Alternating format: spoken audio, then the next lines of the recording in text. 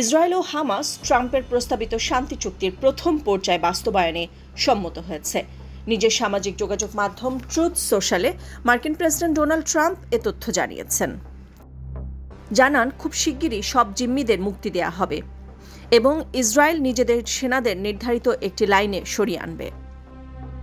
Israeli প্রধানমন্ত্রী Benjamin Netanyahu এই চুক্তিকে ইসরায়েলের জন্য একটি মহান দিন বলে অভিহিত করেছেন। এমনকি চুক্তি অনুমোদনের জন্য স্থানীয় সময় বৃহস্পতিবার তার সরকারের একটি বৈঠক আহ্বান করেছেন। একই সাথে ট্রাম্প এবং এই চুক্তির সাথে সংশ্লিষ্ট দেশগুলোকে তা পুরোপুরিভাবে মেনে চলতে ইসরায়েলকে বাধ্য করার জন্য আহ্বান জানিয়েছে হামাস। শান্তি চুক্তি সই হওয়ার খবরে উচ্ছ্বাস প্রকাশ করতে দেখা গেছে গাজাবাসীকে। ইসরায়েলেও অনেকে আনন্দ প্রকাশ করেছেন। তবে এর মধ্যে অভিযোগ উঠেছে, যুদ্ধবিরতি নিয়ে ট্রাম্পের ঘোষণার পরও গাজায় হামলা চালিয়ে যাচ্ছে ইসরায়েল। আল জাজিরার স্থানীয় সাংবাদিকরা জানান, ট্রাম্পের এ ঘোষণার পরও ইসরায়েলি যুদ্ধ বিমানগুলো গাজা নগরীর পশ্চিমাঞ্চলে হামলা করেছে। বিমান থেকে ফেলা গোলা আল শাতি শরণার্থী শিবিরের অন্তত একটি বাড়িতে আঘাত এনেছে। এছাড়া ইসরায়েলি সেনারা গাজা নগরীর দক্ষিণে সাবরা এলাকার কিছু বাড়িঘরের কাছে একটি গাড়িতে বিস্ফোরণ ঘটান। তবে ইসরায়েলি হামলা ও বিস্ফোরণে তাৎক্ষণিকভাবে হতাহতের কোনো খবর পাওয়া যায়নি। এদিকে শান্তি প্রস্তাবের বিষয়ে ট্রাম্পের ঘোষণায় স্বস্তি প্রকাশ করেছেন যুক্তরাজ্যের প্রধানমন্ত্রী কিয়ার স্টারমার। গাজায় মানবিক সহায়তা প্রবেশের ক্ষেত্রে সব অবরোধ অবিলম্বে তুলে নেওয়ার আহ্বান জানান তিনি।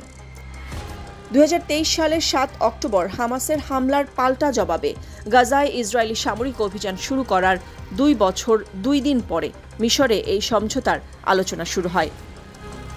হামাসের ওই হামলায় প্রায় 1200 জন নিহত এবং 251 জনকে জিম্মি করা হয়েছিল। হামাস পরিচালিত স্বাস্থ্য মন্ত্রণালয় জানিয়েছে, সে সময় থেকে গাজায় ইসরায়েলি সামরিক বাহিনীর অভিযানে অন্তত 67,183 জন নিহত হয়েছেন, যাদের মধ্যে 20,179 জন শিশু। গত সপ্তাহে ডোনাল্ড ট্রাম্প ঘোষিত 20 দফা শান্তি পরিকল্পনার প্রথম পর্যায়ে বাস্তবায়নে চুক্তি স্বাক্ষর করেছে ইসরায়েল ও হামাস। যুক্তরাষ্ট্রের প্রেসিডেন্ট ডোনাল্ড ট্রাম্প জানিয়েছেন, সব পক্ষের সাথে ন্যায্য আচরণ করা হবে এবং এটি একটি শক্তিশালী এবং চিরস্থায়ী শান্তির দিকে অগ্রসরের প্রথম পদক্ষেপ। ইসরায়েলি সরকার এই চুক্তি অনুমোদন দিলে একটি যুদ্ধবিরতি কার্যকর হবে। এরপর বাকি জিম্মিদের মুক্তি দেওয়া হবে এবং গাজার বেশ কিছু জায়গা থেকে সেনা প্রত্যাহার করা হবে।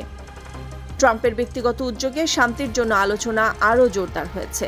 কেবল হামাসকেই নয়, তিনি ইসরায়েলকেও শান্তি চুক্তির জন্য চাপ দিয়েছেন। এখন দেখার বিষয়, ঐতিহাসিক এ দ্বন্দ্ব কি আদৌ শেষ হবে নাকি বরাবরের মতোই দেখানো একটি শান্তি চুক্তি হচ্ছে। নাদিরা জাহান, নিউজ ডেস্ক, সারা বাংলা।